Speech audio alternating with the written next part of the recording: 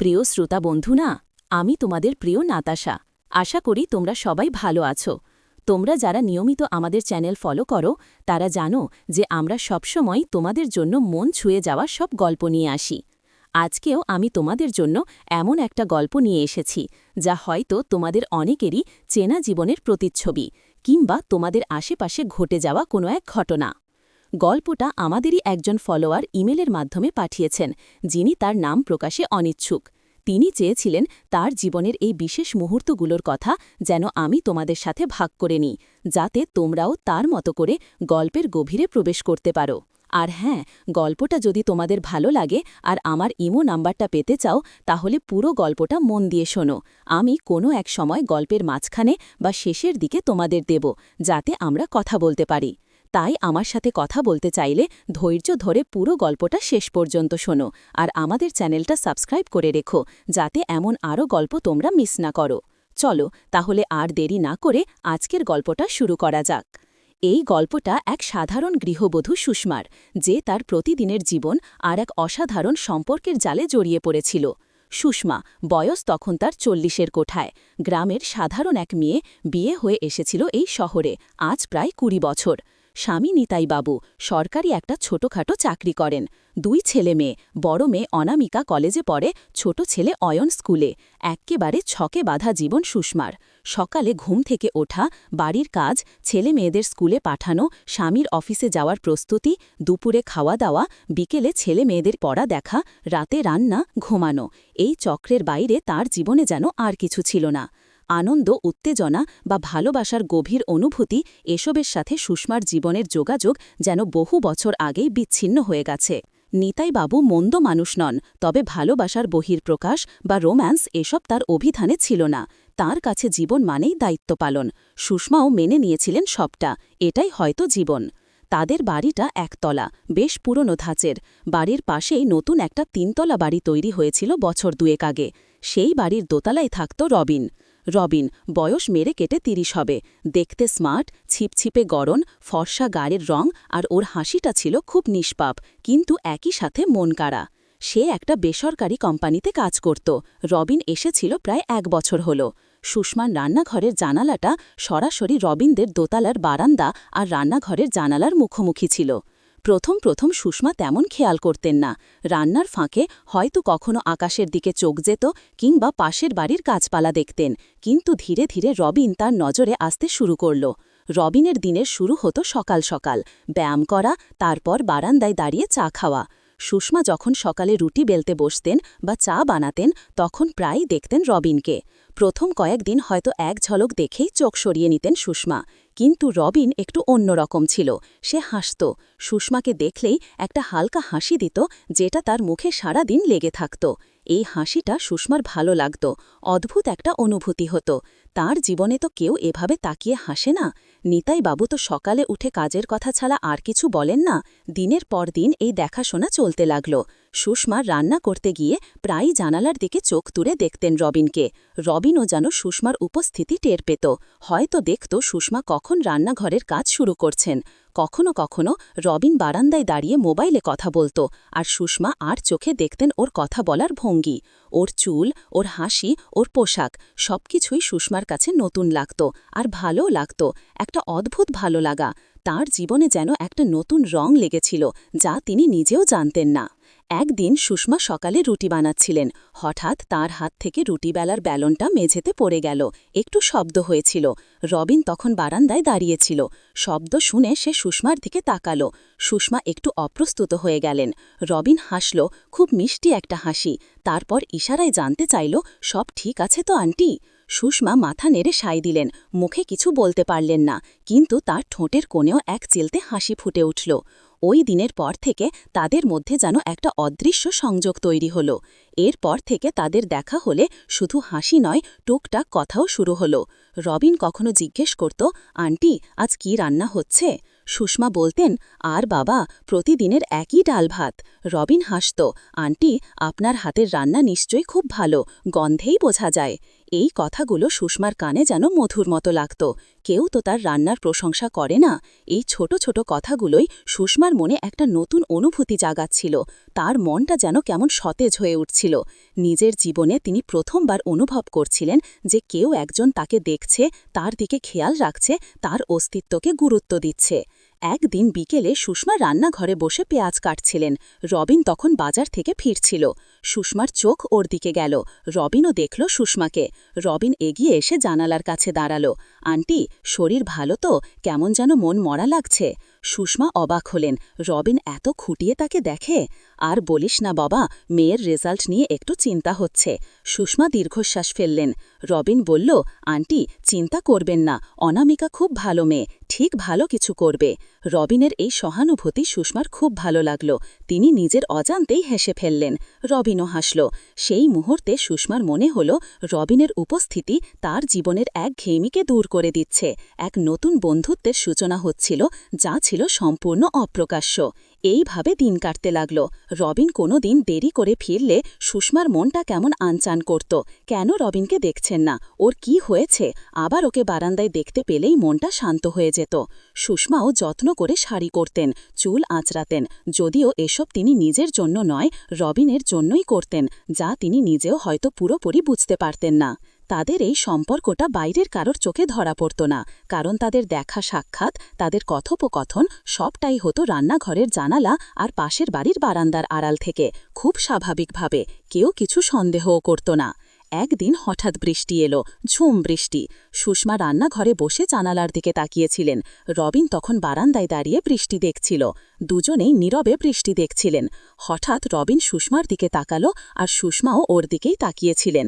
দুজনের চোখের ভাষা যেন একে অপরের সাথে কথা বলতে শুরু করল। এই নীরব মুহূর্তটা ছিল তাদের সম্পর্কের সবচেয়ে গভীর মুহূর্ত। সুষমার মনে হল রবিন তার মনের সব কথা বুঝতে পারছে, তার সব অপ্রাপ্তি, সব আকাঙ্ক্ষা। তার শরীরের প্রতিটা কণা যেন রবিনকে অনুভব করতে চাইছিল। বুকের ভেতরটা কেমন ধুকপক করে উঠছিল, যেন কোনো এক অজানা টানে তিনি ওর দিকে এগিয়ে যাচ্ছেন। সেই দিনের পর থেকে তাদের দেখা হলে চোখাচোখিটা আর শুধু বন্ধুত্বপূর্ণ ছিল না, তাতে এক গভীরতা এসেছিল, এক আকর্ষণ। রবিনের চোখে সুষমা দেখতেন এক নীরব মুগ্ধতা, আর সুষমার চোখে ছিল এক তীব্র আকাঙ্ক্ষা, যা তিনি নিজের কাছেও স্বীকার করতে ভয় পেতেন। রাতে ঘুমানোর আগে সুষমা রবিনের কথা ভাবতেন, ওর হাসি, ওর কথা, ওর চোখের গভীরতা। এই বয়সে এসে এমন অনুভূতি হবে তিনি ভাবেননি। এটা কি ভালোবাসা, নাকি শুধু একটা মুগ্ধতা? তিনি নিজেই বুঝতে পারতেন না। শুধু জানতেন রবিনের উপস্থিতি তার জীবনটাকে একটা অন্য মাত্রা দিয়েছে। একদিন রাতে সুষমা একা ঘরে বসেছিলেন। নিতাই বাবু সেদিন রাতে ফিরতে পারেননি অফিসের কাজে। ছেলে মেয়েরাও যার যার ঘরে শুয়ে পড়েছে। হঠাৎ সুষমার মোবাইলে একটা মেসেজ এলো, আননোন নাম্বার থেকে। মেসেজটা খুলে তিনি অবাক হয়ে গেলেন। লেখা ছিল, আন্টি, আজ রাতে আপনার মনটা খুব অস্থির লাগছে, তাই না? সুষমা চমকে উঠলেন। কে এই মেসেজ পাঠালো, আর সে কি করে জানল তার মনের কথা? এরপর আর একটা মেসেজ এলো, আমি রবিন, আপনার জানালা থেকে দেখেছিলাম আজ আপনি খুব চুপচাপ ছিলেন।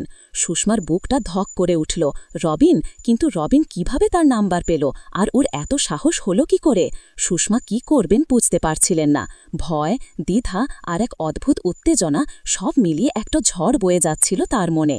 সুষমা প্রথমে মেসেজের উত্তর দিতে পারলেন না, কিন্তু কিছুক্ষণ পর তার অস্থির মনটা রবিনকে উত্তর দিতে বাধ্য করল। তিনি লিখলেন, তুমি আমার নাম্বার কোথায় পেলে? রবিন সঙ্গে সঙ্গে রিপ্লাই দিল, সেটা জরুরি নয় আন্টি, জরুরি হলো আপনি কেমন আছেন।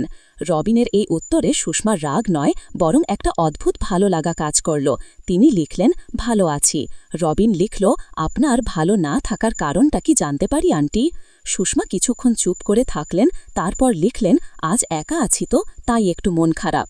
রবিন লিখল, আমি কি আপনার সাথে একটু কথা বলতে পারি আন্টি, যদি আপনার আপত্তি না থাকে? সুষমা কি করবেন ভাবতেই পারছিলেন না।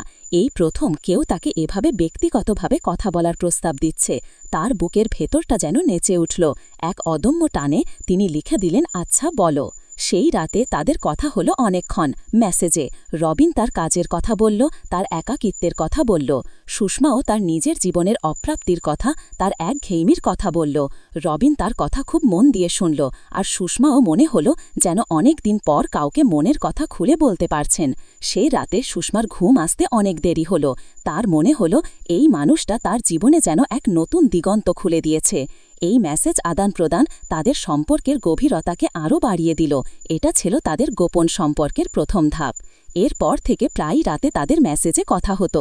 মাঝে মধ্যে রবিন সুষমার জানালা বরাবর লাইট অফ করে একটা ফ্ল্যাশ লাইট দিয়ে সংকেত দিত। সুষমাও তার রান্নাঘরের লাইট একবার জ্বালিয়ে একবার নিভিয়ে উত্তর দিতেন। এই নীরব কোড ল্যাঙ্গুয়েজ তাদেরকে আরও কাছাকাছি এনে দিল। দিনের বেলায় তাদের সেই সাধারণ হাসি, সাধারণ কথা, কিন্তু রাতের অন্ধকারে মেসেজে তাদের কথার গভীরতা ছিল অন্যরকম। রবিন সুষমাকে আন্টি বললেও তার কথার মধ্যে একটা উষ্ণতা থাকত, একটা শ্রদ্ধা মেশানো ভালোবাসা। সুষমাও রবিনকে বাবা বা তুমি বলে ডাকতেন, কিন্তু তার মনেও রবিনের জন্য এক বিশেষ অনুভূতি তৈরি হয়েছিল। এক শনিবার বিকেলে সুষমা একা বাড়িতে ছিলেন। ছেলেমেয়েরা তাদের বন্ধুদের সাথে ঘুরতে গেছে। নিতাইবাবু অফিস থেকে ফিরতে পারেননি। হঠাৎ সুষমার ফোনে রবিনের কল এলো। সুষমা প্রথমে ধরবেন কিনা দ্বিধায় ভুগলেন, তারপর ধরলেন। Hello aunty. রবিনের গলা শুনে সুষমার বুকটা কেঁপে উঠল। হ্যাঁ রবিন, কিছু বলবে? সুষমা জিজ্ঞেস করলেন। রবিন হাসল। আপনাকে দেখতে। রবিনের এই সরাসরি উত্তর সুষমাকে চমকে দিল। তার সারা শরীরে যেন এক বিদ্যুৎ প্রবাহ বয়ে গেল। রবিন উঠে দাঁড়াল। আমি এখন যাই আন্টি, পরে কথা হবে। রবিন চলে গেল। সুষমা দরজা বন্ধ করে বুকের ওপর হাত রাখলেন। তার হৃৎপিণ্ড যেন তীব্রভাবে ধুকপুক করছিল। এই দেখাটা ছিল তাদের সম্পর্কের এক নতুন মোড়। এরপর থেকে তাদের দেখা সাক্ষাৎ আরও গভীর হল। রবিন সুযোগ পেলেই সুষমার বাড়িতে আসত, যখন নিতাইবাবু বা ছেলেমেয়েরা কেউ থাকত না। কখনো বই দেবার বাহানায়, কখনো কোনো কাজের কথা বলার ছলে। সুষমাও ওর আসার জন্য অপেক্ষা করতেন। রবিন এলে তাদের মধ্যে টুকটাক গল্প হতো, হাসি ঠাট্টা হতো। তাদের এই সময়গুলো যেন সুষমার জীবনের সবচেয়ে মূল্যবান মুহূর্ত হয়ে উঠেছিল। রবিন এলে সুষমার ভেতরের সুপ্ত আকাঙ্ক্ষাগুলো যেন আবার জেগে উঠত। তিনি অনুভব করতেন রবিন তাকে শুধু দেখে না, অনুভবও করে। তার প্রতি রবিনের যে টান, সেটা তিনি স্পষ্ট বুঝতে পারতেন। একদিন বিকেলে রবিন এলো সুষমার বাড়িতে। সেদিন বৃষ্টি পড়ছিল খুব। সুষমা আর রবিন ড্রয়িং রুমে বসে গল্প করছিলেন। কথার মাঝে হঠাৎ রবিনের হাত সুষমার হাতের ওপর গিয়ে পড়ল, আলতো করে। সুষমা প্রথমে চমকে উঠলেন, কিন্তু হাতটা সরিয়ে নিলেন না। রবিনের হাতের ওম তার শরীরকে এক অদ্ভুত শিহরণ দিচ্ছিল। তিনি রবিনের দিকে তাকালেন। রবিনের চোখে ছিল এক গভীর আবেগ। সে সুষমার দিকে তাকিয়ে বলল, আন্টি, আপনি এত সুন্দর। সুষমা লজ্জা পেলেন। এই প্রথম কেউ তাকে এভাবে সুন্দর বলল। তার মনে হল যেন তিনি ২০ বছর আগের সুষমা হয়ে গেছেন। রবিনের হাতের আলতো ছোঁয়া যেন বিদ্যুৎ প্রবাহের মতো সারা শরীরে ছড়িয়ে পড়ছিল। সেই মুহূর্তটা ছিল তাদের সম্পর্কের টার্নিং পয়েন্ট। সুষমা আর রবিন যেন একে অপরের চোখের ভাষা বুঝতে পারছিলেন। রবিন সুষমার হাতটা হালকা করে ধরে রইল। সুষমাও কিছু বললেন না। এই নীরবতা ছিল হাজার কথার চেয়েও বেশি কিছু। রবিন একটু এগিয়ে এসে সুষমার গালে আলতো করে একটা চুমু খেল। সুষমা চোখ বুঝে ফেললেন। তার সমস্ত সত্তা যেন এই স্পর্শে ডুবে যাচ্ছিল। মনে হল এই মুহূর্তের জন্য তিনি এতদিন অপেক্ষা করছিলেন। এক অচেনা শিহরণ তার শিরদাঁড়া বেয়ে নেমে গেল। তিনি অনুভব করলেন তার ভেতরের নারীসত্তা আবার জেগে উঠছে। এরপর থেকে তাদের সম্পর্কটা আরও গভীর হয়ে উঠল। রবিনের কাছে সুষমা আর শুধু আন্টি ছিলেন না, ছিলেন এক অন্যরকম প্রিয় মানুষ। আর সুষমার কাছে রবিন ছিল তার জীবনের এক নতুন বসন্ত। যখনই সুযোগ পেতেন তারা একা সময় কাটাতেন, কথা বলতেন, হাসতেন, কখনো কখনো একে অপরের হাত ধরে চুপচাপ বসে থাকতেন। তাদের স্পর্শগুলো ছিল খুব আলতো, খুব পবিত্র, কিন্তু একই সাথে তীব্র কামনাময়। সুষমার কোমরের কাছে ওর হাতের আলতো চাপ, আর তিনি যেন মন্ত্রমুগ্ধের মতো ওর দিকে তাকিয়ে থাকতেন। তাদের চোখাচোখিটা যেন এক নতুন গল্পের সূচনা করছিল, যে গল্পে ছিল শুধুই তারা দুজন, আর কেউ নয়। একদিন রাতে সুষমার স্বামী নিতাইবাবু অফিসের কাজে বাইরে ছিলেন। ছেলেমেয়েরা নিজেদের ঘরে ঘুমাচ্ছিল। সুষমা বারান্দায় দাঁড়িয়েছিলেন। তার মনটা ভীষণ অস্থির লাগছিল। হঠাৎ রবিনের মেসেজ এলো, আন্টি, আপনি এখন একা আছেন তাই না? সুষমা লিখলেন, হ্যাঁ। রবিন লিখল, আমি কি আপনার সাথে একটু দেখা করতে পারি? সুষমার বুকটা কেঁপে উঠল। এই রাতে তিনি কি করবেন বুঝতে পারছিলেন না। ভয় আর আকর্ষণ মিলেমিশে একাকার হয়ে যাচ্ছিল। তিনি লিখলেন, এত রাতে? রবিন লিখল, শুধু 5 মিনিটের জন্য আন্টি, প্লিজ। সুষমা আর নিজেকে ধরে রাখতে পারলেন না। তিনি লিখলেন, এসো। রবিন এলো।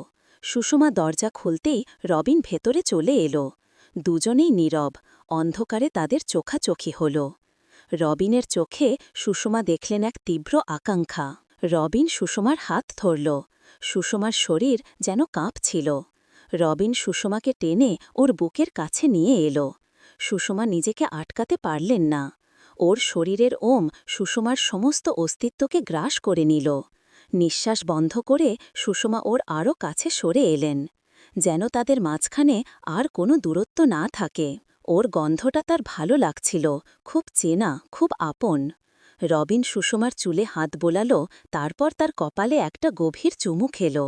সুষমা চোখ বুঝে সেই মুহূর্তটা নিজের মধ্যে অনুভব করলেন। রবিন বলল, আন্টি, আমি আপনাকে খুব ভালোবাসি। সুষমার চোখে জল এসে গেল। এই কথাগুলো শোনার জন্য তিনি যেন এতদিন অপেক্ষা করছিলেন। সুষমা কিছু বলতে পারলেন না, শুধু রবিনের বুকে মুখ গুজে দিলেন। রবিন সুষমাকে শক্ত করে জড়িয়ে ধরল। তাদের এই গভীর গোপন সম্পর্কটা লোকচক্ষুর আড়ালে ধীরে ধীরে আরও বেশি করে জাঁকিয়ে বসেছিল। প্রতিটা মুহূর্ত ছিল যেন এক লুকানো উৎসব, যা শুধু তারা দুজনই অনুভব করতে পারত। এই সম্পর্কটা সমাজ মেনে নিত না, কেউ জানত না, কিন্তু তাদের দুজনের কাছেই এটাই ছিল সবচেয়ে খাঁটি, সবচেয়ে সত্য। তাদের মন, তাদের শরীর যেন একে অপরের অস্তিত্বে মিশে যাচ্ছিল। তাদের প্রতিটা স্পর্শ, প্রতিটা দৃষ্টি যেন এক গোপন প্রতিজ্ঞা, যা ভাঙা অসম্ভব। আমাদের এই গল্পটা এখানেই শেষ হচ্ছে না বন্ধুরা। সুষমা আর রবিনের এই অপ্রকাশ্য সম্পর্কের পরিণতি কি হবে? তাদের এই গোপন ভালোবাসা কি কোনোদিন সকলের সামনে আসবে, নাকি এভাবেই লোকচক্ষুর আড়ালে এক মিষ্টি যন্ত্রণার গল্প হয়েই থেকে যাবে? আপনারা যদি গল্পটি শুনে আনন্দ পান, তাহলে আমাদের সাথেই থাকুন এবং আমাদের চ্যানেল সাবস্ক্রাইব করুন। আমরা শীঘ্রই সুষমা আর রবিনের গল্পের পরবর্তী অংশ নিয়ে আসব। দেখা হবে পরের পর্বে। প্রিয় শ্রোতা বন্ধুরা, গল্পটা শুনে তোমরা অনেকেই হয়তো সুষমার জায়গায় নিজেকে দেখতে পাচ্ছ, তাই না?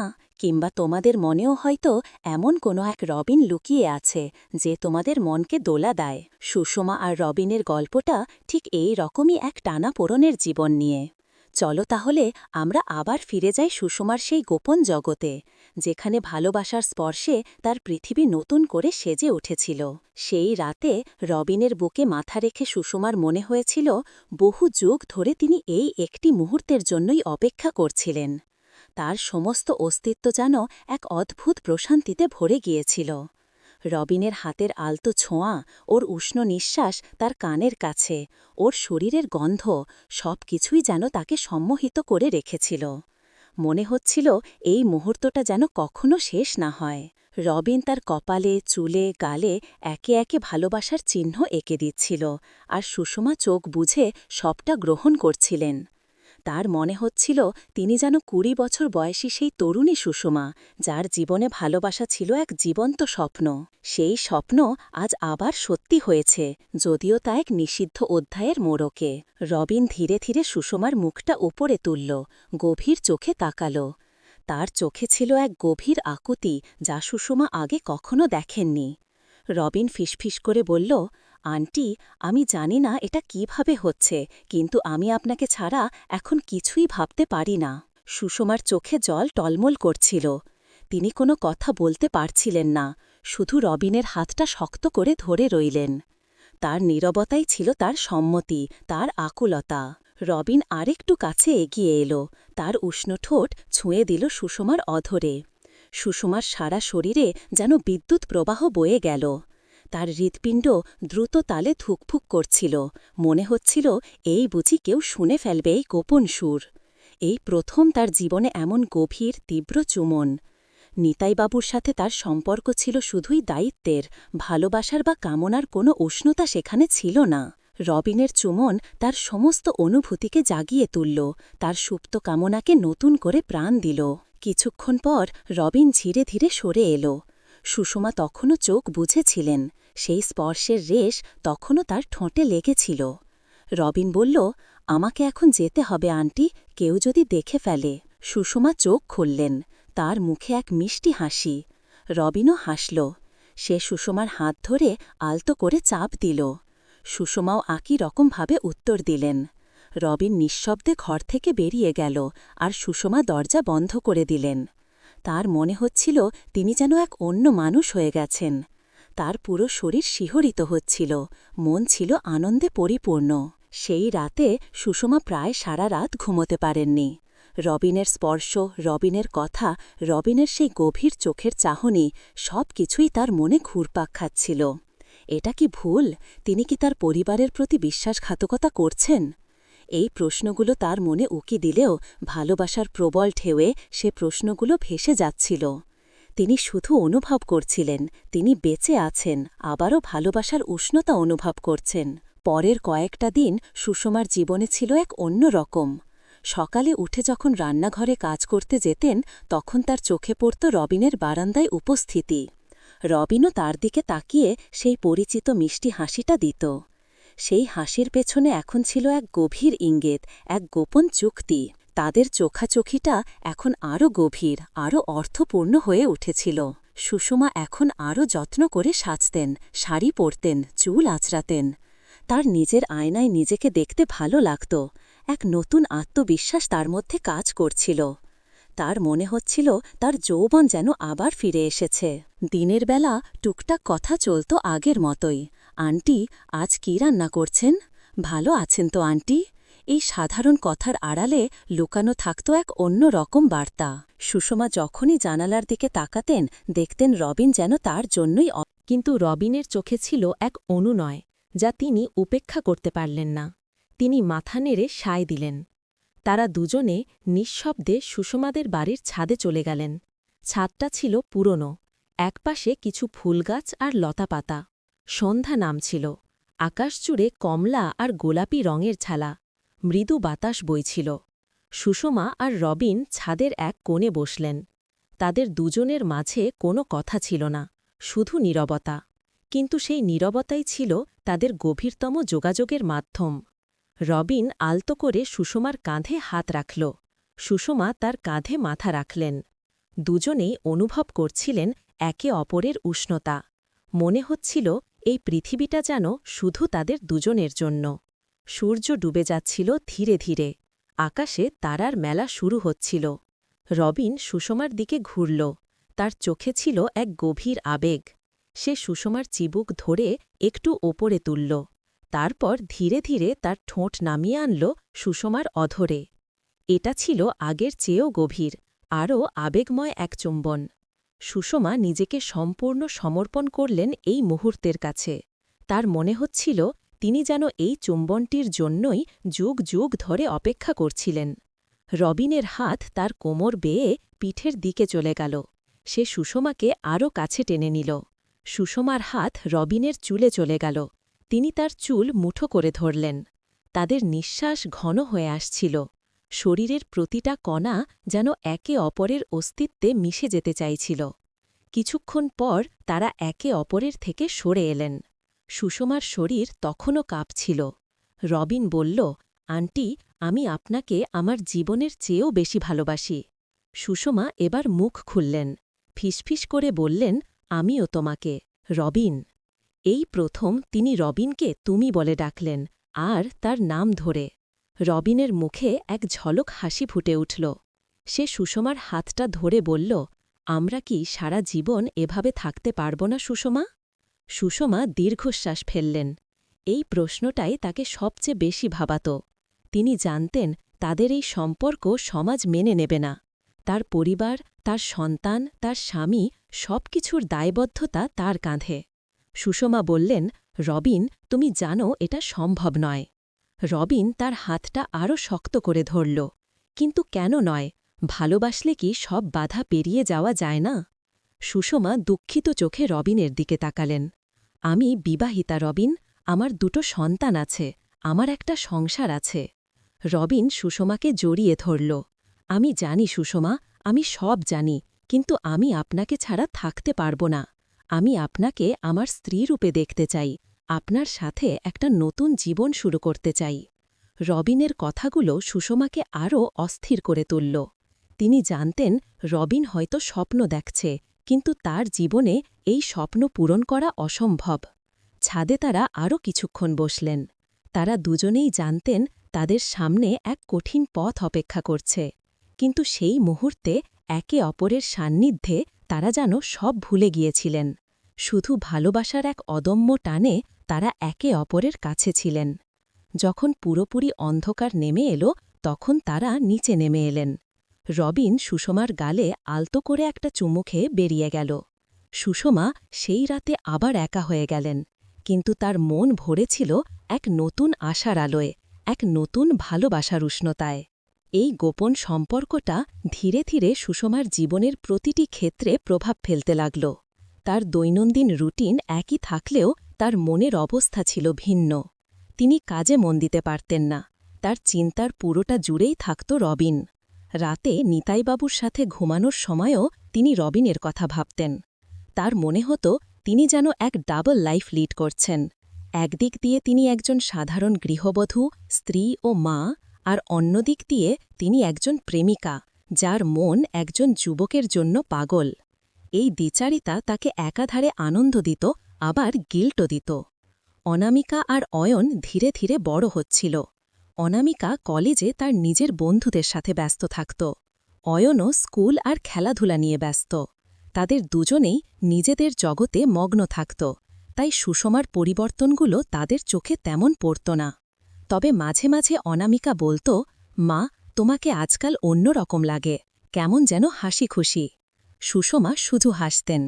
তিনি জানতেন তার এই হাসির পেছনের কারণটা কেউ জানে না। নিতাইবাবু তার স্বভাবসুলভ দায়িত্বশীলতা নিয়েই দিন কাটাচ্ছিলেন।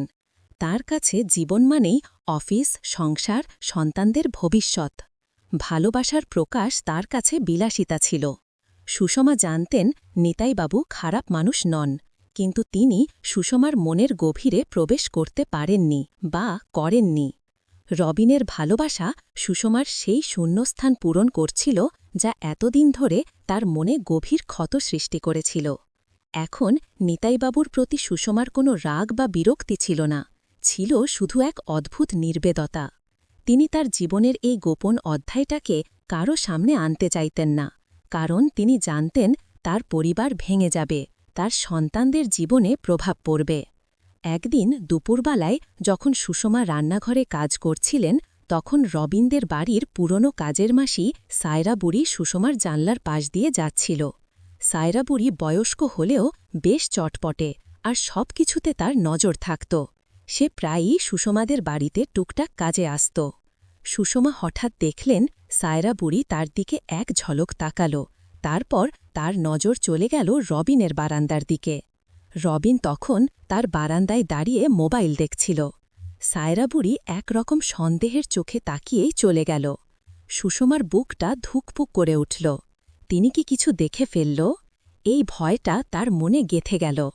সেই দিনের পর থেকে সুষমার মনে এক নতুন ভয় কাজ করতে লাগল। সায়রা বুড়িকে দেখলেই তার মনে হতো সে হয়তো তাদের গোপন সম্পর্কটা ধরে ফেলেছে। এই ভয়টা এতটাই প্রবল ছিল যে তিনি রবিনের সাথে দিনের বেলা খুব বেশি কথা বলতে সাহস পেতেন না। রবিনও সেটা বুঝতে পারছিল। তাদের দেখা সাক্ষাৎ কিছুটা কমে গেল, কিন্তু রাতে মেসেজে তাদের কথা বলা চলতেই থাকল। রবিন বোঝাত সুষমাকে, চিন্তা করো না আন্টি, কেউ কিছু দেখেনি, কিন্তু সুষমার মন মানত না। এরই মাঝে একদিন রবিন বলল, সুষমা, আমি আপনার সাথে একটু দূরে কোথাও দেখা করতে চাই, যেখানে কেউ আমাদের চিনবে না। সুষমা প্রথমে রাজি হননি, কিন্তু রবিনের অনুরোধ আর নিজের মনের আকুতি তিনি উপেক্ষা করতে পারলেন না। অনেক দ্বিধাদ্বন্দ্বের পর তিনি রাজি হলেন। তারা ঠিক করলেন একদিন দুপুরে যখন নিতাইবাবু অফিসে আর ছেলেমেয়েরা স্কুল কলেজে থাকবে তখন তারা শহরের এক পার্কে দেখা করবে। সেই দিনটা সুষমার কাছে ছিল এক মিশ্র অনুভূতির দিন। ভয়, উত্তেজনা, আনন্দ সব মিলিয়ে এক অদ্ভুত অনুভূতি। তিনি শাড়ি পরেছিলেন, হালকা মেকআপ করেছিলেন। আয়নায় নিজেকে দেখে তার মনে হল তিনি যেন ২০ বছর ছোট হয়ে গেছেন। তিনি বাড়ি থেকে বেরিয়ে যখন রবিনকে দেখতে পেলেন পার্কের গেটে, তখন তার বুকটা ধুকপুক করে উঠল। রবিন তাকে দেখে হাসল, তার চোখে ছিল এক গভীর মুগ্ধতা। রবিন এগিয়ে এসে তার হাত ধরল, চলুন সুষমা, ভেতরে যাই। তারা পার্কের এক নির্জন কোণে বসলেন। চারিদিকে সবুজ গাছপালা, ফুলের সুবাস। রবিনের পাশে বসে সুষমার মনে হচ্ছিল তিনি যেন এক অন্য পৃথিবীতে চলে এসেছেন। রবিন তার হাত ধরে চুপচাপ বসেছিল। আপনার কি কোনো অসুবিধা হচ্ছে সুষমা? রবিন জিজ্ঞাসা করল। সুষমা মাথা নেড়ে সায় দিলেন, না রবিন, তোমার পাশে থাকলে আমার কোনো অসুবিধা হয় না। রবিন হাসল। তারা ঘণ্টার পর ঘণ্টা ধরে গল্প করলেন, ভবিষ্যতের কথা বললেন, নিজেদের স্বপ্ন ভাগ করে নিলেন। এই প্রথম তারা এত নির্বিঘ্নে, এত নির্জনে একে অপরের সান্নিধ্যে থাকতে পারছিলেন।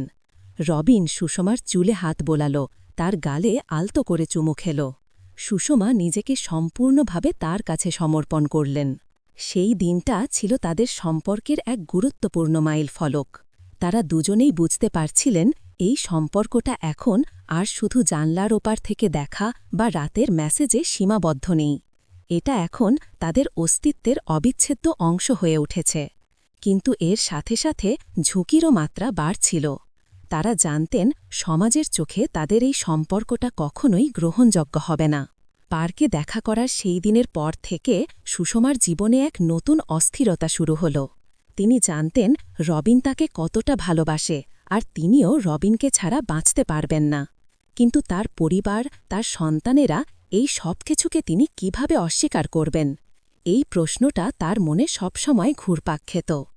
দিনের বেলা তিনি যখন বাড়ির কাজ করতেন, ছেলেমেয়েদের দেখাশোনা করতেন, তখন তার মনে হতো তিনি যেন এক অপরাধী। রাতে নিতাইবাবুর পাশে ঘুমানোর সময় তার বুকটা কেমন করে উঠত। মনে হতো তিনি যেন নিতাইবাবুকে ঠকাচ্ছেন, তার প্রতি অবিচার করছেন। রবিনেরও একই অস্থিরতা কাজ করছিল। সে সুষমাকে আরও বেশি করে কাছে চাইত, আরও বেশি সময় তার সাথে কাটাতে চাইত। সে প্রায়ই সুষমাকে বলত, সুষমা, আমি আর এই লুকোচুরি খেলতে পারছি না। আমি আপনাকে প্রকাশ্যে ভালোবাসতে চাই, আপনার সাথে জীবন কাটাতে চাই। রবিনের এই কথাগুলো সুষমাকে আরও দ্বিধায় ফেলে দিত। তিনি জানতেন রবিনের জন্য এটা বলা সহজ, কারণ তার কোনো পরিবার নেই, কোনো দায়বদ্ধতা নেই। কিন্তু সুষমার জীবনটা ছিল অন্যরকম। একদিন রাতে যখন নিতাইবাবু ঘুমিয়ে পড়েছিলেন, সুষমা রবিনের সাথে মেসেজে কথা বলছিলেন। রবিন লিখল, সুষমা, আমার মনে হয় আমাদের একটা সিদ্ধান্ত নিতে হবে। সুষমা কিছুক্ষণ চুপ করে থাকলেন। এই প্রশ্নগুলো তার মনে আরও বেশি করে ঘুরপাক খেতে লাগল। সুষমার এই মানসিক টানাপোড়ানের মাঝেই একদিন ঘটল সেই অপ্রত্যাশিত ঘটনা, যা তাদের গোপন সম্পর্কের ভিত্তিকে নাড়িয়ে দিল। সেদিন ছিল শনিবার। নেতাইবাবু অফিসের কাজে বাইরে গিয়েছিলেন। ফিরতে রাত হবে। অয়ন তার বন্ধুদের সাথে ক্রিকেট খেলতে চলে গিয়েছিল। অনামিকা তার ঘরে বই পড়ছিল। সুষমা রান্নাঘরে রাতের খাবার তৈরি করছিলেন। হঠাৎ রবিনের মেসেজ এলো, সুষমা, আপনি একা আছেন তো? আমি কি আপনার সাথে দেখা করতে পারি? সুষমা প্রথমে দ্বিধা করলেন, কিন্তু তার মন সায় দিল না। তিনি লিখলেন, এসো। কিছুক্ষণের মধ্যেই রবিনের কলিং বেল বাজল। সুষমা দরজা খুললেন। রবিন ভেতরে এলো। তার মুখে সেই পরিচিত মিষ্টি হাসি, কিন্তু চোখে ছিল এক গভীর আকুতি। সুষমা দরজা বন্ধ করে রবিনকে ড্রয়িং রুমে নিয়ে গেলেন। তারা সোফায় বসলেন। রবিন সুষমার হাত ধরল। আমি আর থাকতে পারছিলাম না সুষমা, আপনার সাথে কথা না বললে আমার দম বন্ধ হয়ে আসছিল। সুষমা হাসলেন, আমারও। তারা গল্প করতে শুরু করলেন। তাদের কথার মাঝে হঠাৎ সুষমার মনে হল যেন কোথাও একটা শব্দ হয়েছে। তিনি চুপ করে গেলেন। কি হল সুষমা? রবিন জিজ্ঞাসা করল। সুষমা কান পেতে শুনলেন, মনে হলো যেন কেউ এসেছে। রবিনও কান পাতল, কোনো শব্দ নেই। মনে হয় তোমার ভ্রম সুষমা। রবিন সুষমাকে আশ্বস্ত করল, কিন্তু সুষমার মন মানছিল না। তার বুকের ভেতরটা ধুকভুক করছিল। রবিন সুষমার আরও কাছে সরে এলো, তার হাত সুষমার কোমরে। রবিন সুষমাকে আলতো করে টেনে নিজের দিকে নিয়ে এলো। সুষমাও নিজেকে আটকাতে পারলেন না। তারা একে অপরের দিকে ঝুঁকলেন, তাদের ঠোঁট একে অপরের কাছে এলো, তাদের চোখ বন্ধ হয়ে গেল। এই মুহূর্তটা ছিল তাদের কাছে পরম আনন্দের। ঠিক সেই মুহূর্তেই ড্রয়িং রুমের দরজা খুলে গেল।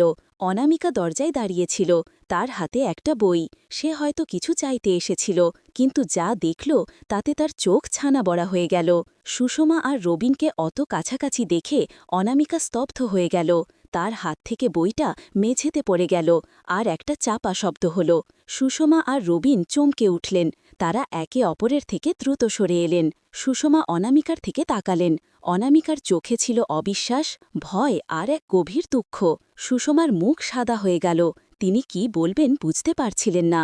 রবিনও অপ্রস্তুত হয়ে উঠে দাঁড়াল। অনামিকা এক দৃষ্টিতে সুষমার দিকে তাকিয়েছিল।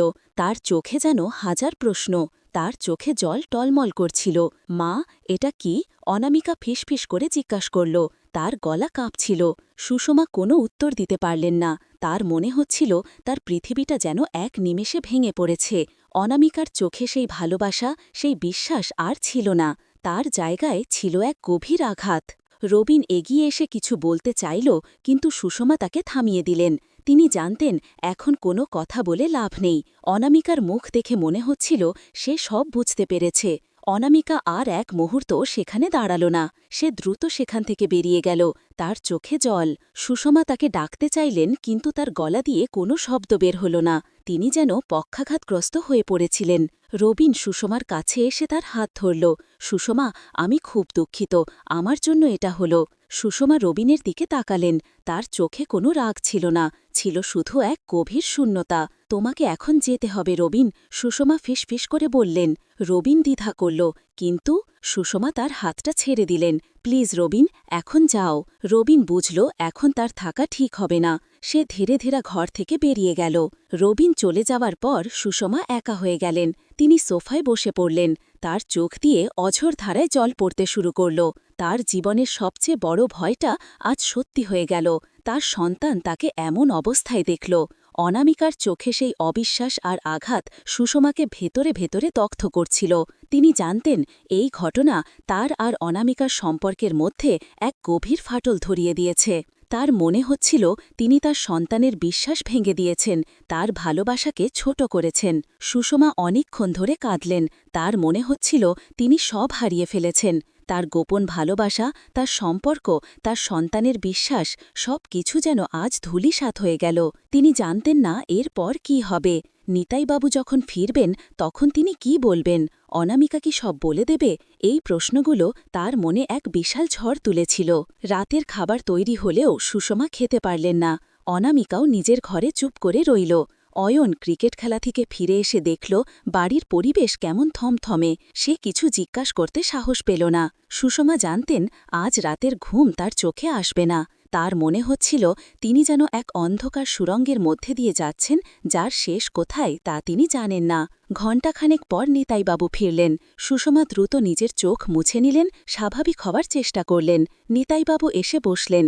কি ব্যাপার সুষমা, আজ কেমন যেন লাগছে? সুষমা জোর করে হাসলেন। না, কিছু না, একটু ক্লান্তি লাগছে। নিতাইবাবু আর কিছু জিজ্ঞাসা করলেন না। নিজের মতো করে হাত মুখ ধুয়ে খেতে বসলেন। অনামিকা তার ঘরেই রইল, বের হল না। নিতাইবাবু জিজ্ঞাসা করলেন, অনামিকা খাবে না? সুষমা বললেন, ওর মন খারাপ, একটু শুয়ে আছে। নিতাইবাবু আর কিছু বললেন না। সুষমা দেখলেন নিতাইবাবু খাবার খাচ্ছেন। তার কোনো ধারণা নেই যে তার সংসারের ভেতরের অবস্থাটা কেমন। সুষমা মনে মনে ভাবলেন এই মানুষটা তাকে কোনোদিন জানতে পারেননি, তার মনের গভীরে কি চলছে তা কোনোদিন অনুভব করেননি। আজ যদি নিতাইবাবু সব জানতে পারেন তার প্রতিক্রিয়া কেমন হবে, এই চিন্তাটা তাকে আরও বেশি করে অস্থির করে তুলল। সুষমা রাতে অনামিকার ঘরে দরজায় গেলেন। দরজায় নক করলেন, কোনো উত্তর এলো না। সুষমা ধীরে ধীরে দরজা খুললেন। অনামিকা বিছানায় শুয়েছিল, তার মুখ বালিশে গোজা। সুষমা অনামিকার পাশে গিয়ে বসলেন, তার মাথায় হাত বোলালেন। অনামিকা নড়াচড়া করল না। সুষমা ফিসফিস করে বললেন, অনামিকা, মা, আমার কথা শোন। অনামিকা তখনও চুপ। সুষমা আরও একবার চেষ্টা করলেন, অনামিকা, যা দেখেছিস সেটা তেমন কিছু নয়। অনামিকা হঠাৎ ধরফর করে উঠে বসল, তার চোখ লাল, ফোলা, তার চোখে ছিল এক গভীর ঘৃণা আর রাগ। এটা কেমন কিছু নয়, মা, তুমি কি বলছ? আমি আমার নিজের চোখে দেখেছি। তুমি পাশের বাড়ির ছেলের সাথে। ছি মা, তুমি এটা কি করলে? অনামিকার কথাগুলো সুষমাকে তীক্ষ্ণ ছুরির মতো বিঁধল। তার সমস্ত শরীর কাঁপতে শুরু করল। অনামিকা, প্লিজ বোঝার চেষ্টা কর। সুষমা অনুনয় করলেন, আমি জানি এটা ভুল ছিল, কিন্তু অনামিকা সুষমার হাতটা সরিয়ে দিল। কোনো কিন্তু নেই মা, তুমি বাবাকে ঠকাচ্ছ, আমাদের ঠকাচ্ছ। তোমার কি একটুও লজ্জা করল না? এই বয়সে এসে তুমি এসব কি করছ? অনামিকার মুখে এমন কথা শুনে সুষমা যেন পাথরের মতো হয়ে গেলেন। তার মেয়ে তাকে এমন কথা বলছে যা তিনি কোনোদিন কল্পনাও করেননি। অনামিকা, আমি জানি এটা অন্যায়, সুষমা বললেন, কিন্তু আমার জীবনে কিছু অপ্রাপ্তি ছিল। অনামিকা তাকে থামিয়ে দিল। অপ্রাপ্তি? কিসের অপ্রাপ্তি মা? বাবা তো তোমার জন্য সব করে, আমরা তোমাকে ভালোবাসি, তোমার আর কিসের অপ্রাপ্তি? অনামিকার কথাগুলো ছিল যুক্তিসঙ্গত, কিন্তু সুষমার মনের গভীরের কষ্টটা সে বুঝতে পারছিল না। অনামিকা, তুই হয়তো এখন বুঝতে পারবি না, সুষমা বললেন, কিন্তু আমি ওকে ভালোবাসি। এই কথাটা বলতে গিয়ে সুষমার গলা কেঁপে গেল। অনামিকা চিৎকার করে উঠল, ভালোবাসো? কাকে ভালোবাসো মা? পাশের বাড়ির একটা ছোট ছেলেকে, যে তোমার বয়সের অর্ধেক? তুমি কি পাগল হয়ে গেছ মা? তুমি জানো এর পরিণতি কি হবে? সমাজ কি বলবে? বাবা জানতে পারলে কি হবে? অনামিকার কথাগুলো সুষমার মনে এক ঝড় তুলে দিল। তিনি জানতেন অনামিকা ঠিকই বলছে, কিন্তু ভালোবাসার কাছে সব যুক্তি যেন পরাজিত হয়ে যায়। সুষমা কিছু বলতে পারলেন না, শুধু অনামিকার দিকে তাকিয়ে রইলেন। অনামিকা রেগে গিয়ে বলল, তুমি যদি বাবাকে এটা বলো, আমি তাহলে কি করব মা? আমার মাথা হেট হয়ে যাবে, আমার কলেজে যাওয়া মুশকিল হয়ে যাবে। সুষমা কেঁদে ফেললেন, মা, প্লিজ তুই কাউকে বলিস না, আমি তোর পায়ে পড়ছি। অনামিকা মুখ ঘুরিয়ে নিল, আমি কি করব আমি জানি না মা, কিন্তু আমি তোমাকে আর আগের মতো বিশ্বাস করতে পারছি না। এই কথাগুলো সুষমাকে আরও বেশি করে কষ্ট দিল। তার মেয়ের বিশ্বাস ভেঙে দেওয়া, এটা ছিল তার জীবনের সবচেয়ে বড় শাস্তি। অনামিকা আর কোনো কথা বলল না। সুষমা দীর্ঘশ্বাস ফেলে অনামিকার ঘর থেকে বেরিয়ে এলেন। তার মনে হল তিনি যেন এক বিশাল বোঝা নিয়ে হাঁটছেন। এই রাতের পর থেকে তার জীবনটা আর আগের মতো থাকবে না। পরের দিন সকালে সুষমা ঘুম থেকে উঠলেন এক নতুন যন্ত্রণা নিয়ে। অনামিকা তাকে এড়িয়ে যাচ্ছিল, তার চোখে ছিল এক কাঠিন্য, এক অদ্ভুত দূরত্ব। অয়নও দেখছিল তার মা আর দিদির মধ্যে কিছু একটা হয়েছে, কিন্তু সে কারণটা বুঝতে পারছিল না। নিতাইবাবু সকালে অফিস যাওয়ার আগে কিছুই বুঝতে পারলেন না। সুষমা চেষ্টা করছিলেন স্বাভাবিক থাকার, কিন্তু তার মনের গভীরে চলছিল এক নিরন্তর সংগ্রাম। সুষমা যখন রান্নাঘরে কাজ করছিলেন, তখন জানালার দিকে তাকিয়ে দেখলেন রবিন বারান্দায় দাঁড়িয়ে আছে। রবিন তার দিকে তাকালো, তার চোখে ছিল উদ্বেগ। সুষমা মাথা নিচু করে নিলেন। তিনি রবিনকে ইশারা করলেন যেন সে যোগাযোগ না করে। রবিন বুঝতে পারল, তাদের দুজনের মধ্যে এক নীরব বোঝাপড়া তৈরি হল। দুপুরের দিকে অনামিকা তার ঘর থেকে বেরিয়ে এলো। সে সুষমার সামনে এসে দাঁড়াল, মা, আমার তোমার সাথে কিছু কথা আছে। সুষমা ভয়ে ভয়ে অনামিকার দিকে তাকালেন। অনামিকা বলল, আমি সিদ্ধান্ত নিয়েছি মা, আমি আপাতত কাউকে কিছু বলবো না, কিন্তু তোমাকে একটা কথা দিতে হবে। সুষমা অবাক হয়ে অনামিকার দিকে তাকালেন। কি কথা মা? অনামিকা বলল, তুমি আর ওই ছেলের সাথে দেখা করবে না, আর কোনো দিন না। অনামিকার কথা শুনে সুষমার মনে এক বিশাল পাথর চাপা পড়ল। তিনি জানতেন অনামিকার এই শর্ত তাকে মানতেই হবে। তার সন্তানের বিশ্বাসের দাম তার কাছে সবকিছুর চেয়ে বেশি। কিন্তু রবিনের কথা ভাবতেই তার মনটা কেঁপে উঠল। তিনি কি রবিনকে ছেড়ে থাকতে পারবেন? তিনি কি তার ভালোবাসাকে বিসর্জন দিতে পারবেন? সুষমা মাথা নিচু করে নিলেন। আমি চেষ্টা করব মা। অনামিকা সুষমার দিকে তাকিয়ে বলল, চেষ্টা নয় মা, তোমাকে কথা দিতে হবে। যদি তুমি আবার ওই ছেলের সাথে যোগাযোগ করো, তাহলে আমি বাবাকে সব বলে দেব, আর আমি বাড়ি ছেড়ে চলে যাব। অনামিকার কথাগুলো সুষমার কানে বিষের মতো লাগল। তার মনে হল অনামিকা তাকে ব্ল্যাকমেইল করছে, কিন্তু তার আর কোনো উপায় ছিল না। আমি কথা দিচ্ছি অনামিকা, সুষমা ফিসফিস করে। ওপাশ থেকে রবিনের গলা ভেসে এলো, সুষমা, আপনি কি আমাকে একবারও মিস করেননি? আপনি কি আমাকে ভুলে গেছেন? রবিনের গলা শুনে সুষমার বুকটা কেঁপে উঠল, তার চোখে জল এসে গেল। রবিন, প্লিজ এমন করো না, সুষমা ফিসফিস করে বললেন। আমি তোমাকে কথা দিয়েছি। রবিন বলল, কোনো কথা আমি মানি না সুষমা, আমি আপনাকে ছাড়া থাকতে পারছি না, আমি আপনার কাছে আসতে চাই। সুষমা ভয়ে ভয়ে চারদিকে তাকালেন। প্লিজ রবিন, আমাকে আর বিপদে ফেলো না, আমার মেয়ে সব জানে।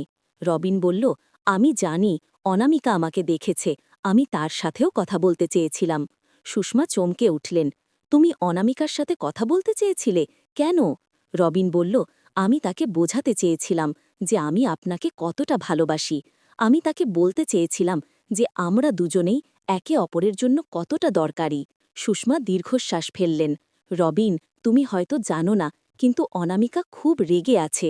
সে আমাকে হুমকি দিয়েছে যে সে বাবাকে সব বলে দেবে। রবিনের গলা শান্ত শোনাল। আমি জানি সুষমা, কিন্তু আমি বিশ্বাস করি ভালোবাসার সব কিছু জয় করতে পারে। আমি অনামিকাকে বোঝাতে পারব। আমি আপনার পরিবারের কাছে গিয়ে সব বলতে চাই। আমি নিতাই বাবুর কাছেও সব খুলে বলতে চাই। রবিনের কথাগুলো শুনে সুষমাকে আরও বেশি করে অস্থির করে তুলল। তিনি জানতেন রবিন হয়তো সরল মনে এসব বলছে, কিন্তু এর পরিণতি কত ভয়ঙ্কর হতে পারে তা সে হয়তো জানে না। না রবিন, তুমি এমন করতে পারো না, সুষমা চিৎকার করে উঠলেন।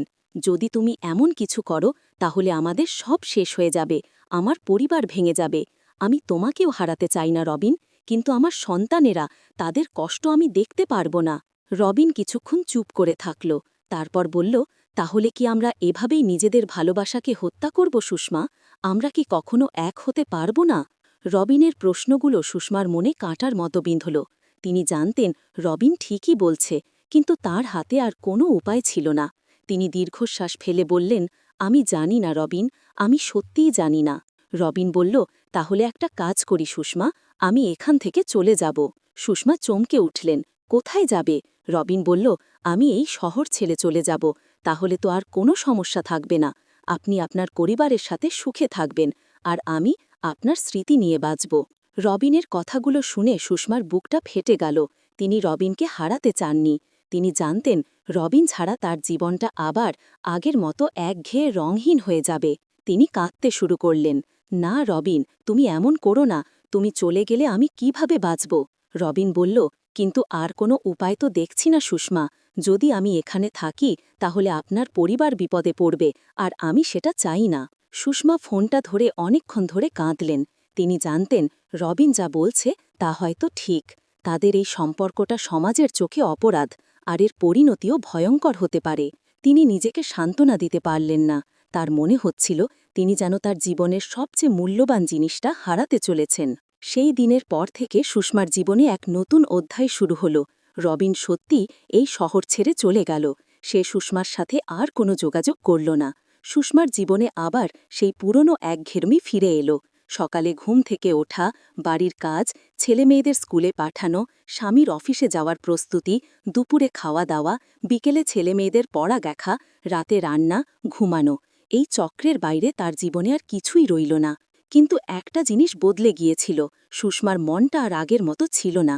তার মনের গভীরে রবিনের স্মৃতিগুলো সব সময় তাজা থাকত।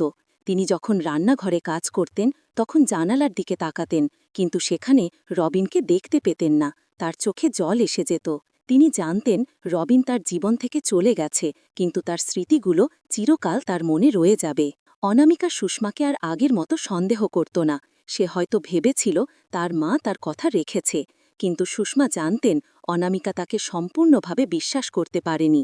তাদের সম্পর্কের মধ্যে একটা নীরব ফাটল রয়ে গিয়েছিল, যা কোনো দিন পূরণ হওয়ার নয়। নিতাই বাবু তার স্বভাবসুলভ ব্যস্ততা নিয়ে দিন কাটাচ্ছিলেন। তিনি কিছুই জানতেন না তার কাছে সুষমা ছিলেন তার বিশ্বাস্ত স্ত্রী, তার সন্তানদের মা। সুষমার জীবনে আবার সব স্বাভাবিক হয়ে গিয়েছিল, কিন্তু তার ভেতরের জগতে চলছিল এক নিরন্তর যন্ত্রণা। তিনি জানতেন তিনি রবিনের সাথে অন্যায় করেছেন, কিন্তু তার কোনো উপায় ছিল না। তার সন্তানেরা তার কাছে সব কিছুর চেয়ে বেশি ছিল।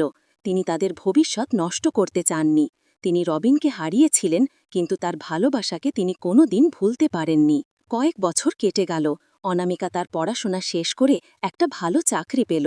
অয়নও কলেজে উঠল। সুষমার দায়িত্বগুলো কিছুটা কমে এলো, কিন্তু তার মনটা এখনও বিষণ্ণ থাকত। তিনি জানতেন তার জীবনে একটা বিরাট শূন্যতা লয়ে গেছে, যা কোনো দিন পূরণ হবার নয়। একদিন সুষমা একা রান্নাঘরে কাজ করছিলেন। হঠাৎ তার মোবাইল ফোনটা বেজে উঠল। Unknown number. সুষমা ধরলেন। ওপাশ থেকে একটা পুরুষ কণ্ঠ ভেসে এলো। আন্টি, আপনি কেমন আছেন? সুষমার বুকটা কেঁপে উঠল। এই গলাটা তিনি ভুলতে পারেননি। রবিন! তার চোখ দিয়ে অঝোর ধারায় জল পড়তে শুরু করল। রবিন! সুষমা ফিসফিস করে বললেন। রবিন হাসল। হ্যাঁ আন্টি, আমি রবিন। সুষমা কাঁদতে কাঁদতে বললেন, তুমি কোথায় ছিলে রবিন? আমি তোমাকে কত খুঁজেছি। রবিন বলল, আমি একটা অন্য শহরে কাজ করছিলাম সুষমা, আমি আপনাকে ফোন করতে পারিনি। আমি চেয়েছিলাম আপনি আমাকে ভুলে যান, সুখে থাকুন। সুষমা বললেন, আমি কি তোমাকে ভুলতে পেরেছি রবিন? কোনোদিনও না। আমি প্রতি মুহূর্তে তোমাকে অনুভব করেছি। রবিন চুপ করে থাকল। তারপর বলল, আমি এই শহরে ফিরে এসেছি সুষমা। আমি আপনাকে একবার দেখতে চাই, যদি আপনার আপত্তি না থাকে। সুষমার মনে এক বিশাল ঝড় বয়ে গেল। রবিন ফিরে এসেছে? তিনি কি রবিনকে আবার দেখতে পাবেন? সুষমা জানতেন এটা তার জন্য আবার এক পরীক্ষা। তিনি অনামিকাকে কথা দিয়েছেন, কিন্তু তার মন রবিনের জন্য পাগল হয়ে উঠছিল। তিনি জানতেন তিনি রবিনকে ছাড়া বাঁচতে পারবেন না। তিনি দীর্ঘশ্বাস ফেলে বললেন, আমি জানি না রবিন, আমি কি করব। রবিন বলল, আমি জানি আপনি দ্বিধায় আছেন সুষমা, কিন্তু একবার অন্তত দেখা করুন। আমি শুধু আপনার মুখটা একবার দেখতে চাই। অনেক দ্বিধা আর টানাপোড়েনের পর সুষমা রাজি হলেন। তারা ঠিক করলেন একদিন দুপুরে শহরের এক ক্যাফেতে দেখা করবে। সুষমা জানতেন এই দেখাটা তার জীবনের মোড় ঘুরিয়ে দিতে পারে। সেই দিনটা সুষমার কাছে ছিল এক নতুন পরীক্ষা। তিনি শাড়ি পরেছিলেন, হালকা মেকআপ করেছিলেন। তার মনে হচ্ছিল তিনি যেন এক নতুন জীবন শুরু করতে চলেছেন। ক্যাফেতে গিয়ে তিনি দেখলেন রবিন তার জন্য অপেক্ষা করছে। রবিন আগের চেয়েও বেশি স্মার্ট, আরও সুদর্শন হয়ে উঠেছে। রবিন সুষমাকে দেখে হাসল। তার চোখে ছিল সেই পুরনো মুগ্ধতা, সেই পুরনো ভালোবাসা। রবিন উঠে এসে সুষমার হাত ধরল।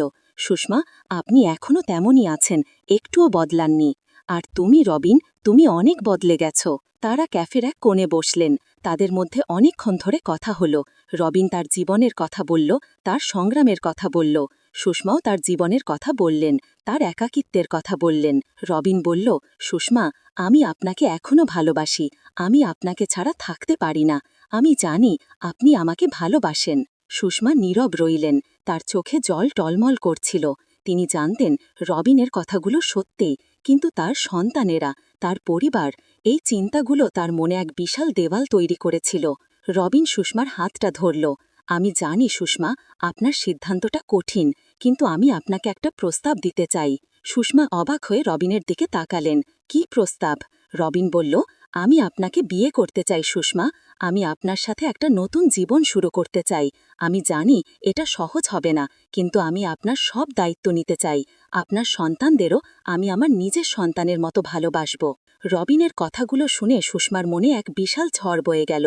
তিনি কোনোদিন কল্পনাও করেননি যে রবিন তাকে বিয়ের প্রস্তাব দেবে। সুষমা কাঁদতে শুরু করলেন। রবিন, তুমি কি বলছো?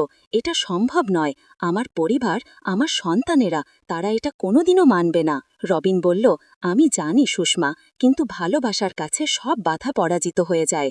আপনি যদি আমাকে একবার সুযোগ দেন, আমি সব ঠিক করে দেব। সুষমা দীর্ঘশ্বাস ফেললেন। তার মনে হচ্ছিল তিনি যেন এক বিশাল নদীর মাঝখানে দাঁড়িয়ে আছেন, আর দুই দিক থেকে ঢেউ এসে তাকে গ্রাস করতে চাইছে। সুষমা ক্যাফে থেকে বেরিয়ে এলেন। তার মনে হচ্ছিল তার মাথাটা ঘুরছে। রবিন তাকে বিয়ের প্রস্তাব দিয়েছে। এই প্রস্তাবটা তার জীবনে এক নতুন অধ্যায় খুলে দিয়েছে। তিনি জানতেন এই সিদ্ধান্তটা নেওয়া তার জীবনের সবচেয়ে কঠিন সিদ্ধান্ত হবে। তিনি কি তার সন্তানদের ভালোবাসা, তার পরিবারের সম্মান বিসর্জন দিয়ে রবিনের সাথে একটা নতুন জীবন শুরু করবেন, নাকি রবিনের ভালোবাসা ত্যাগ করে তার পুরনো জীবনে ফিরে যাবেন? পরের কয়েকটা দিন সুষমা চরম মানসিক টানাপোড়েনের মধ্যে দিয়ে গেলেন। তিনি কারোর সাথে কথা বলতে পারছিলেন না, কোনো কিছুতেই তার মন বসছিল না। তিনি অনামিকা আর অয়নের দিকে তাকাতেন, আর তাদের নিষ্পাপ মুখের দিকে তাকিয়ে ভাবতেন তিনি কি তাদের ভবিষ্যৎ নষ্ট করবেন। একদিন রাতে সুষমা যখন বিছানায় শুয়েছিলেন, তখন তিনি সিদ্ধান্ত নিলেন। তিনি জানতেন রবিনকে ভালোবাসলেও তার সন্তানের ভবিষ্যৎ তার কাছে সবকিছুর চেয়ে বেশি। তিনি তাদের কষ্ট দিতে পারবেন না। তিনি ঠিক করলেন তিনি রবিনকে তার সিদ্ধান্ত জানাবেন। সুষমা পরের দিন সকালে রবিনের কাছে ফোন করলেন। তার গলা কাঁপছিল। রবিন, আমি তোমার প্রস্তাবের জন্য কৃতজ্ঞ। তুমি আমাকে যে ভালোবাসা দিয়েছ তা আমি কোনোদিন ভুলতে পারব না, কিন্তু আমি এটা করতে পারব না। আমার সন্তানের জন্য, আমার পরিবারের জন্য আমি তোমার সাথে যেতে পারব না। রবিনের গলা ভেঙে গেল।